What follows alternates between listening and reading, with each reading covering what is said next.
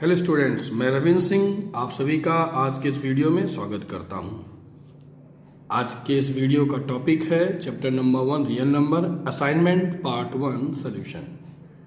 यानी कि मैंने आपसे लास्ट वीडियो में ही कहा था कि मैं रियल नंबर से रिलेटेड कुछ क्वेश्चंस दे रहा हूं एज असाइनमेंट, और अगले वीडियो में मैं उसमें ऐसे कुछ क्वेश्चंस होंगे जिनका मैं सॉल्यूशन आपको बताऊंगा। तो मैं उन्हीं सॉल्यूशंस को लेकर आज इस वीडियो में आया हूँ। तो आप लोगों ने उम्मीद है कि वो असाइनमेंट डाउनलोड कर लिया होगा, और उसमें शॉर्ट आंसर टाइप क्वेश्चन में मैंने क्वेश्चन लिया है क्वेश्चन नंबर 4। देखिए जैसा कि लिखा हुआ है, can two numbers have 15 as their HCF and 175 as their LCM, give reason. क्या ऐसे कोई दो नंबर हैं, ऐसे क्या कोई दो नंबर हो सकते हैं जिनका HCF 15 हो और LCM 175 हो। ठीक है, यानी कि HCF 15 हो और LCM 175 हो। क्या ऐसे कोई दो नंबर हो सकते हैं? अगर हैं तो रीजन दीजिए, नहीं है तो भी रीजन दीजिए। ठीक है, तो चलिए देखिए कैसे करते हैं इसका सॉल्यूशन का।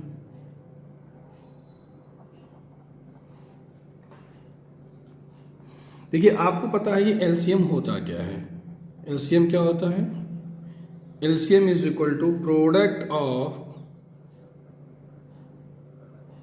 Highest power of each factor involve in the number.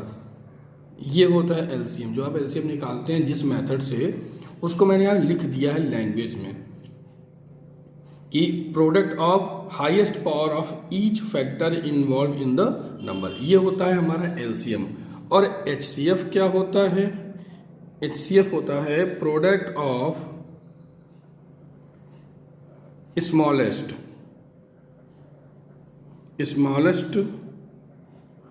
Power of each common factor. ठीक है, तो इन दोनों की लैंग्वेज से क्या निकलता है? इन दोनों लैंग्वेज से एक कंक्लूजन निकलता है, वो ये है, हेंस क्या LCM is always a common multiple of HCF। ये एक कंक्लूजन हमारा निकला। जो हमारा एलसीएम और HCF की जो डेफिनेशन है, उससे हमारा निष्कर्ष क्या निकला? जो एलसीएम यानी LCM is always a common multiple of HCF। इसका मतलब है जो एलसीएम होता है वो किसके बराबर होता है? किसी एक positive integer and multiply by HCF। ये हमारा इस थ्योरी से कंक्लूजन निकल के आया कि जो एलसीएम होता है वो किसके बराबर होता है? HCF और एक पॉजिटिव इंटीजर के प्रोडक्ट के बराबर होता है एलसीएम। तो जरा हम इसी में वैल्यू को रख कर देख लेते हैं। एलसीएम तो क्या कह रहा है क्वेश्चन में कि HCF 15 हो और LCM 175 हो। तो जरा रख कर देख लेते हैं एलसीएम कितना हो? 175। एलसीएम कितना हो? 175, और के एक जगह के रखेंगे ऐसे ही। और HCF कितना हो? 15। ठीक है, ये वैल्यू हो गई। अब जब हम इसको सॉल्व करके देखें, के की वैल्यू निकाल के देखें, तो के इक्वल टू कितना हो जाएगा? 175 अपॉन 15। जरा आप इसको जब डिवाइड करेंगे तो ये आएगा 11.66। मैं यहाँ पर लिख दूँ क्या है के, वेयर के इज अ पॉजिटिव इंटीजर। ठीक है ना? तो जब आप यहाँ पर डिवाइड करेंगे 175 को 15 से, तो के कितना आ रहा है? 11.66। और ये क्या है? एक इंटीजर नहीं है। मैं बता रहा हूं क्यों नहीं है। Which is not an integer. क्यों?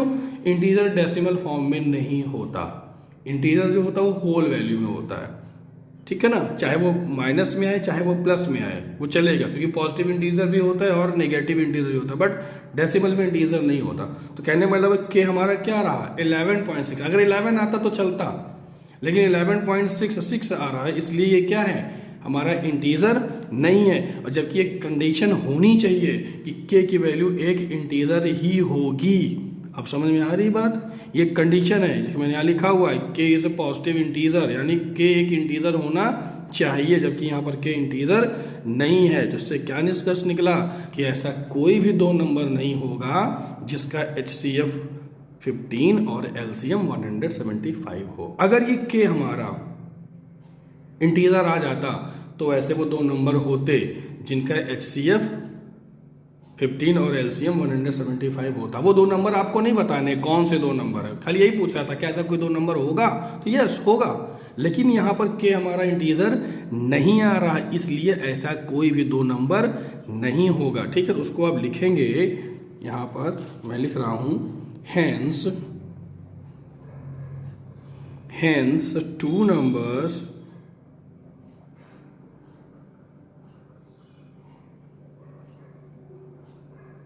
cannot have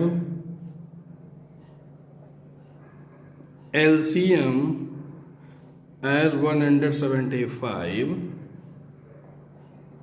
and HCF as 15। पहला क्वेश्चन कंप्लीट। चलिए आते हैं अब अगले क्वेश्चन में। शॉर्ट आंसर टाइप का ही क्वेश्चन नंबर 6 है आपके सामने, आप देख सकते हैं। लिखा हुआ है the HCF of 65 and 117 is expressible is in the form of 65m minus 117। कह रहा है 65 और 117 का जो HCF है वो इस फॉर्म में लिखा गया है, ठीक है, 65m माइनस 117। तो find the value of m की वैल्यू फाइंड करिए। Also find the LCM of 65 and 117 having using prime factors method. तो ये तो आप ये सेकेंड पार्ट तो आप खुद से लगा सकते हो। सेकेंड पार्ट में आपको LCM निकालना है तो आप 65 और 117 को प्राइम फैक्टर्स में कन्वर्ट करके आप उसका LCM निकाल सकते हैं। प्रॉब्लम आपको यहाँ होगी पहले वाले पार्ट में कि 65 और 117 का जो HCF है वो 65m माइनस 117 के इक्वल है, तो m की वैल्यू बताइए। मैं इस पार्ट को, मैं पहले वाले पार्ट को सॉल्व कर रहा हूँ, बाकी का आप लोग खुद से लगा लेना, ठीक है। चलिए देखिए सोल्यूशन में क्या है। तो सबसे पहले हम क्या करेंगे 65 और 117 का HCF निकालेंगे, ठीक है। तो प्राइम फैक्टर से ही करते हैं। क्या लिखेंगे? Prime factorization of 65। तो इसको क्या करेंगे, मैंने इसको रफ में सॉल्व कर लेना है, फिर उस पर लिख देना, ठीक है ना। तो ये 65 का आएगा आपका 15 एंड 13, ठीक है। फिर दूसरा करेंगे प्राइम फैक्टराइजेशन क्या ऑफ 117। जब इसको भी आप करेंगे, इसको करेंगे तो ये आएगा 3 इंटू 3 इंटू 13। तो जरा देखिए HCF क्या हो गया इसका, HCF ऑफ 65 एंड 117 जो कॉमन होगा वही आएगा। कॉमन क्या है 13, तो इसका HCF कितना हो गया, देखिए इसका HCF आपका 13 हो गया, ठीक है। अब क्या कह रहा है, अकॉर्डिंग टू क्वेश्चन, ठीक है ना। क्वेश्चन में क्या कह, जो ये आपका जो 13 है यानी HCF किसके बराबर है, वो बराबर है 65m माइनस 117 जो है वो HCF के बराबर है। अब आप इसको सॉल्व करके m निकाल लीजिए, यही आपसे पूछा गया है। 117 का ट्रांसफर कर दीजिए उधर, कितना हो जाएगा, ये हो जाएगा 100, सॉरी ये आपका 13 है, ठीक है ना। तो कितना हो गया 130, ठीक है। अब जाए इसको 65 से डिवाइड कर दीजिए, 130, अब वहाँ 65 कितना आ गया 2, m इज इक्वल टू 2। यही आपसे पूछा गया पहले पार्ट में कि आपको m की वैल्यू बतानी है। तो m की वैल्यू कितनी आ गई 2। तो तो जैसा आपने देखा कि फर्स्ट पार्ट में आपको m की वैल्यू निकालनी है, तो m की वैल्यू आपकी निकल आई है, m = 2, और बाकी का क्या करना है, एलसीएम निकालना है, प्राइम फैक्टराइजेशन मेथड से, वो आप खुद कर लीजिएगा, वो इजी। इस तरीके से आपका सेकंड क्वेश्चन भी कंप्लीट हो गया। चलिए शुरू करते हैं लॉन्ग आंसर टाइप क्वेश्चन। जैसा कि आप देख रहे हैं क्वेश्चन नंबर सेकंड लिखा हुआ, इसमें लिखा है prove that n² - n is divisible by 2। Prove that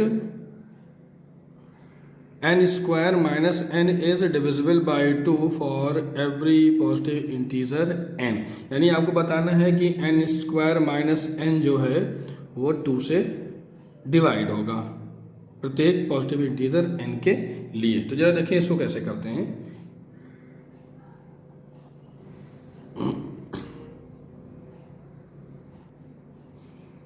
solution start करते हैं। देखिए ये जो आपका n² - n है, इसको प्रोडक्ट ऑफ 2 कॉन्जिक्यूटिव इंटीजर्स के फॉर्म में भी लिखा जा सकता है। कैसे लिखेंगे? We can written as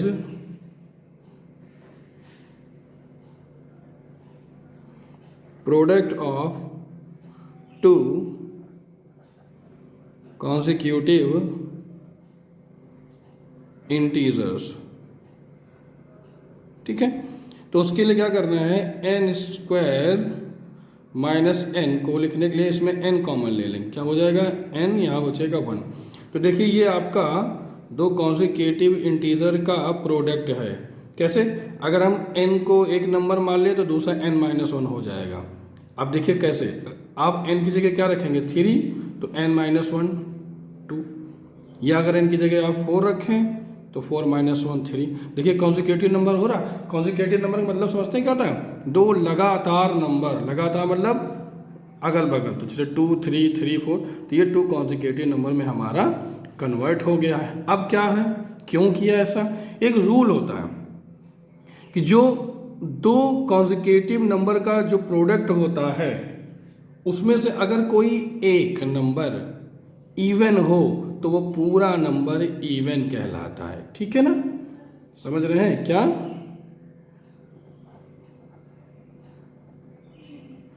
product of 2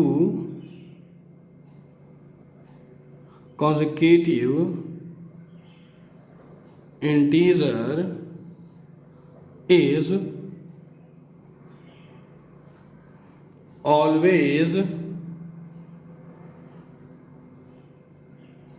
an even number as one number is always even। ठीक है, तो वही मतलब कि 2 कॉन्जिक्यूटिव नंबर के प्रोडक्ट में से अगर कोई भी एक नंबर, चाहे ये वाला चाहे ये वाला, कोई भी एक अगर इवन नंबर है तो वह पूरा नंबर क्या होगा, इवन कहलाएगा। ठीक है, तो जैसे एग्जांपल ले लेते हैं इसी से। ये आपने क्या n-1 रखा है, तो जरा अगर आप n की जगह क्या ले सकते हो, अगर n की जगह आप 3 लोगे तो देखिए दूसरा 2 आएगा, तो ये भी तो आपका इवन हो गया। ठीक है, अगर आप 4 रखते हैं तो दूसरा 3 हो जाएगा। देखिए ये भी इवन कहलाएगा। क्यों? अगर आप, चलिए एक और ले लेते हैं, अगर आप n की जगह 5 रखते हैं तो n-1 कितना हो जाएगा, 4 हो जाएगा। ये भी इवन हो गया। क्यों? देखिए इन दोनों में से कोई एक तो इवन है ही ना। देखिए यहाँ पे ये इवन है, यहाँ पे ये इवन है, यहाँ पे ये इवन है। तो मैंने आपसे कहा कि 2 कॉन्जिक्यूटिव नंबर का प्रोडक्ट इवन कहलाता है अगर उनमें से कोई एक नंबर इवन हो। जैसे मल्टीप्लाई करके देखिए 6 12, ये सब क्या है, 5 4 20, ये सब क्या है, इवन ही तो हैं। सारे नंबर इवन आ रहे कि नहीं आ रहे? ठीक है, और क्या इवन नंबर को 2 से डिवाइड करेंगे तो नहीं होगा? बिल्कुल होगा भाई। 3 2 6 6 is divided by 2, 4 3 12 12 is divided by 2, 5 4 20 is always divided by 2। तो यही तो प्रूव करना है आपको कि n² - 1 2 से डिवाइड होता है। तो ये प्रूव हो गया कि n जो भी आपका n² - n है वो क्या होगा, 2 से डिवाइड होगा। तो इसको आप लैंग्वेज में कैसे लिखेंगे, तो लिखेंगे and even number is always divisible by 2. So n square minus 1 is divisible by 2 for every positive integer n। इस तरीके से आपका एवरी पॉजिटिव इंटीजर n, इस तरीके से आपका ये लॉन्ग आंसर का पहला क्वेश्चन कंप्लीट हो गया है। चलिए अगले क्वेश्चन चलते हैं। क्वेश्चन नंबर 3 में कह रहा find the largest positive integer, find the largest positive integer that will divide 122, 150 and 115 leaving remainder 5, 7, 11 respectively. कह रहा है, इसमें कहा गया कि वो लार्जेस्ट पॉजिटिव इंटीजर बताइए जो जिससे 122, 150, 115 पूरी तरीके से डिवाइड हो जाए और रिमाइंडर 5, 7 और 11 आ जाए। ठीक है ना, यानी वो नंबर बताइए जिससे इन सभी को डिवाइड किया जाए और रिमाइंडर क्या, जब 122 को डिवाइड करें तो रिमाइंडर 5 बचे, 150 को डिवाइड करें तो 7 बचे, 115 को डिवाइड करें तो 11 बचे। इसके लिए क्या करते हैं, देखिए इस टाइप का जब भी कभी क्वेश्चन आपको मिलेगा तो सबसे पहले आप क्या करेंगे, जो रिमाइंडर बच रहा है पहले उस पर्टिकुलर नंबर में से हम माइनस कर देंगे, लिखेंगे द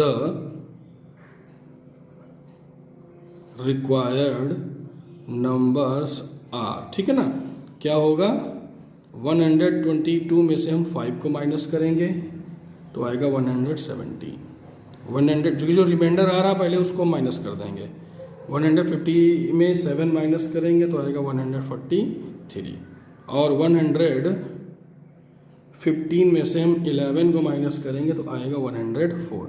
यानी हमको वो तीनों नंबर अब मिल चुके हैं जिसका कि हमें जिस नंबर को हमें डिवाइड करना है।